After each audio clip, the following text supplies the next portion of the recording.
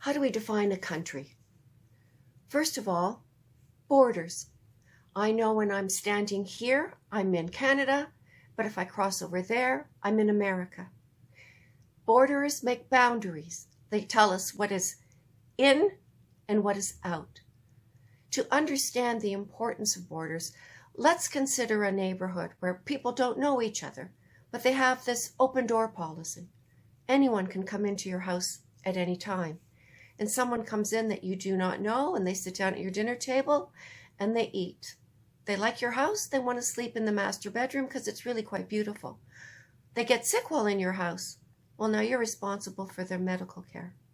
With open door policy, you have no idea how many people are going to come and go, how much food you need. You have no idea of figuring out how to share your resources. Well, the same thing happens in a country that has open borders. Your government doesn't know who's in the country, what services do they need. You can't plan for people if you don't know how many there are going to be. So that's the reason we have borders, to define who is and who is not a member of that community. Another pillar of a country is language. Canada has 2 languages, French and English. America doesn't have an official language, but it has 2, American and Spanish. Most countries have a language associated with them, particularly in Europe. France, it's French. Germany, it's German. Italy, it's Italian. You get my point. But why is it important that everyone speak one of the official languages? There's a great story in the Bible that talks about this. And don't panic, it's not religion. The people decide that they want to build a tower and see God. So all these people come together and they're very, very busy building, and God's looking at this and thinking, nah, this is not a good idea. How can I stop the building? So he thinks about it and he decides, well, if you can't communicate with each other, it's really difficult to build. So God suddenly gives everyone different languages. No one understands anyone else. And the building finishes because it's chaos. We cannot communicate with each other. We cannot share our ideas, our views, our values if we don't speak the same language. Now, we live in a world of great transportation communication. It's wonderful to speak many languages, but each country must have a language or 2 that is common to all so we can all share our experiences. The third pillar is law. Every country has its own laws.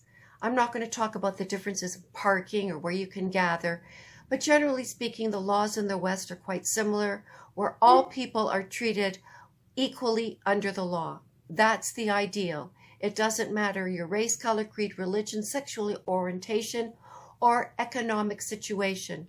The law treats all equally. This is not the same in every country. And the fourth pillar, the last and most important in my opinion, common shared values. It doesn't matter your country of origin, how you lived there, what mattered. What matters is, what are the values of the country that you have chosen to make your own? And when you become a citizen, that you understand that you're taking on that obligation of following and sharing and honoring those values. In the West, those values are thoroughly rooted in the Judeo-Christian ethic, which basically says all people are born with equal intrinsic value, all life is sacred, yes, we do care for the other, and we have free will. Now, if I were to go to a country like North Korea or China or Russia or the 60 Muslim countries that are in the world today, I cannot take my values with me because my values are not the values of those countries. It isn't a question of who's right or who's wrong, who's better or worse. It's a question of what is. The values in Canada are made to speak to people, to come here to know that you will be free from harassment, from the police banging down your door, that you will be free to live the life you want based on those values. To come to a country and say, well, tolerance and inclusion and accommodation are your values, therefore you must accommodate me, is not common shared values. That's imposing values onto the country that you have chosen to make your own.